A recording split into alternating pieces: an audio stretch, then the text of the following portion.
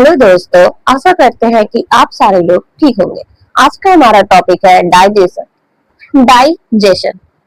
Digestion पाचन तंत्र। पाचन में आज हम दो तीन टॉपिक को कवर करने वाले हैं, ठीक है।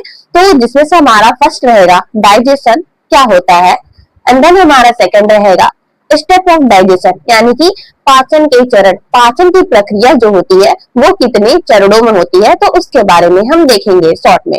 और फिर इसके कुछ इंपॉर्टेंट नोट पॉइंट देखेंगे जो आपके एग्जामिनेशन पॉइंट ऑफ व्यू से महत्वपूर्ण है, ठीक है। तो चलिए स्टार्ट करते हैं। डाइजेशन, पाचन। हमारे बॉडी में, शरीर में, यानी कि हमारे शरीर में जटिल अणुओं का सरल अणुओं में टूटने के प्रक्रिया यानी कि प्रोसेस को हम क्या कहते हैं, डाइजेशन कहते हैं, पाचन कहते हैं, ठीक है। इसके इंग्लिश में डेफिनेशन देखें तो breaking down of complex molecule into simpler molecule in our body, मतलब कि आपके शरीर में जटिल अणुओं का सरल अणुओं में टूटने की प्रोसेस को हम क्या कहते हैं, पाचन कहते हैं, डाइजेशन कहते हैं। पाचन की जो प्रक्रिया है ना, वो कैसी है, कैटाबॉलिक प्रोसेस है। क्या है, एक अपचयी प्रक्रिया है, कैटाबॉलिज्म प्रोसेस है पाचन यानी कि डाइजेशन। स्टेप ऑफ डाइजेशन, पाचन के चरण। मेनली जो डाइजेशन होता है ना, वो कितने चरणों में होता है, 5 चरणों में होता है। स्टेप ऑफ डाइजेशन कितने होते हैं, 5 होते हैं। तो हम उन सारे स्टेप को शॉर्ट फॉर्म में देखेंगे, ठीक है। इंजेशन, इंजेशन का मतलब होता है अंतर्ग्रहण। अंतर्ग्रहण जो होता है वो डाइजेशन का क्या होता है, फर्स्ट स्टेप होता है, पहला चरण होता है। इसके अंतर्गत क्या होता है कि भोजन को मुंह में रखना, यानी कि जब हम सबसे पहले भोजन को क्या करते हैं, खाते हैं, तो मुंह में जब हम भोजन को रखते हैं तो उस प्रक्रिया को हम क्या कहते हैं, अंतर्ग्रहण। क्योंकि हमने क्या किया, भोजन को मुंह में रखा, यानी कि भोजन को ग्रहण करना। अंतर्ग्रहण मतलब भोजन को ग्रहण करना। हमने भोजन को मुंह में रखा यानी कि हमने भोजन को ग्रहण किया, यानी कि भोजन को मुंह में रखने की प्रक्रिया को हम क्या कहते हैं, अंतर्ग्रहण कहते हैं, इंजेशन कहते हैं, ठीक है। एंड देन जो हमारा सेकंड स्टेप है वो देखते हैं, डाइजेशन, पाचन। पाचन में मैंने पीछे बताया कि जटिल अणुओं का सरल अणुओं में टूटने की प्रक्रिया को हम क्या कहते हैं, पाचन कहते हैं। यानी कि कॉम्प्लेक्स मॉलिक्यूल्स होता है उसको सिंपलर मॉलिक्यूल में तोड़ना ही क्या कहलाता है, पाचन कहलाता है, डाइजेशन कहलाता है। एंड आई होप आप लोग को डाइजेशन समझ आया होगा। एंड इसका जो थर्ड स्टेप है वो क्या है, एब्जॉर्प्शन, यानी कि अवशोषण। अवशोषण में क्या होता है कि जो भोजन में मौजूद तत्व उसका क्या हुआ, अवशोषण हुआ। यानी कि हम कह सकते हैं कि भोजन में मौजूद तत्वों का छोटी आंत में उपस्थित बिली रसांकुर के द्वारा अवशोषण होता है।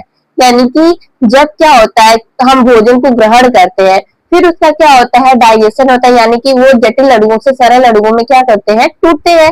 तो फिर जो भोजन होता है वो टूटने के बाद अगर हम उसके अब्जॉर्प्शन की बात करें, वो कहाँ होता है, बिली में होता है, हमारी छोटी आंत।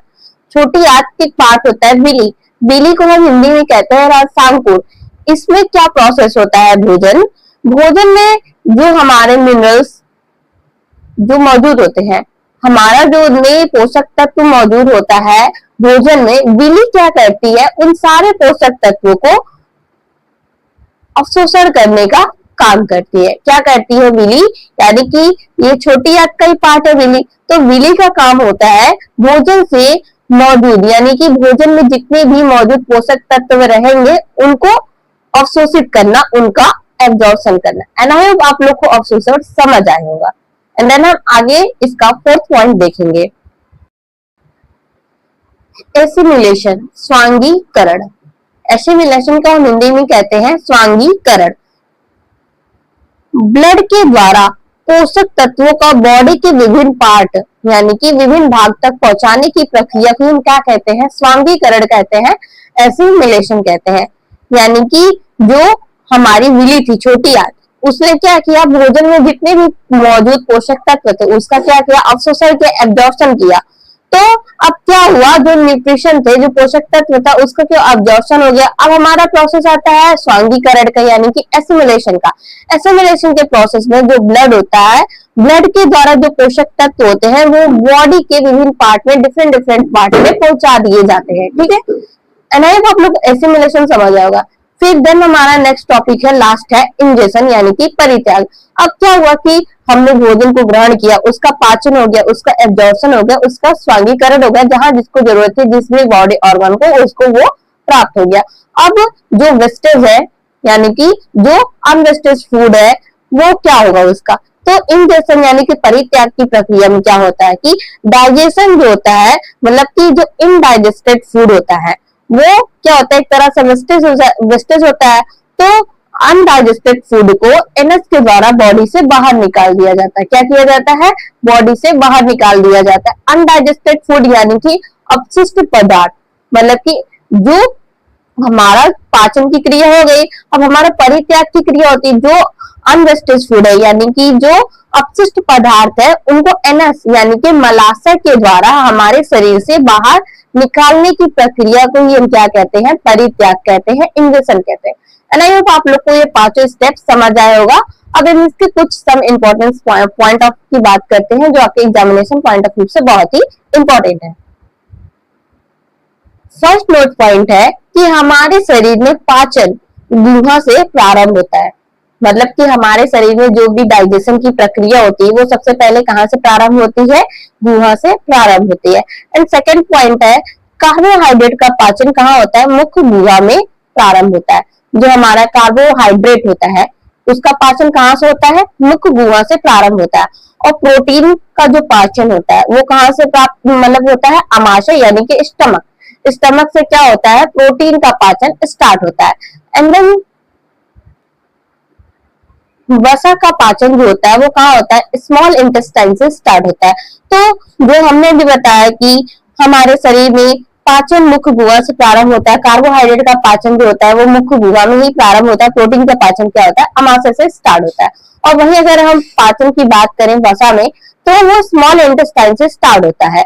और हमारे भोजन का जो सबसे ज्यादा समय होता है वो कहाँ पर बीतता है, यानी कि व्यतीत होता है छोटी आंत में, क्योंकि छोटी आंत के विली वाले पार्ट में ही भोजन का अवशोषण होता है, एब्जॉर्प्शन होता है, तो वही भोजन ज्यादा देर तक रहता है। तो हम कह सकते हैं कि हमारे भोजन का सबसे ज्यादा समय छोटी आंत में मौजूद होता है। एंड देन हमारा जो 6 पॉइंट है इसको आप लोग कमेंट सेक्शन में लिख के बताइएगा कि हमारे शरीर का कौन सा अंग, मतलब कि हमारे शरीर में कौन से अंग में डाइजेशन कंप्लीट होता है। ठीक है, तो इस वीडियो में हम यहीं तक बात करेंगे। नेक्स्ट वीडियो लेक्चर में हम इसके आगे की बात करेंगे कि डाइजेशन के सेकंड पार्ट की बात करेंगे। तो आप लोग को ये सारी चीजें समझ आई होंगी। Thanks for watching this video, मिलते हैं अगले वीडियो में।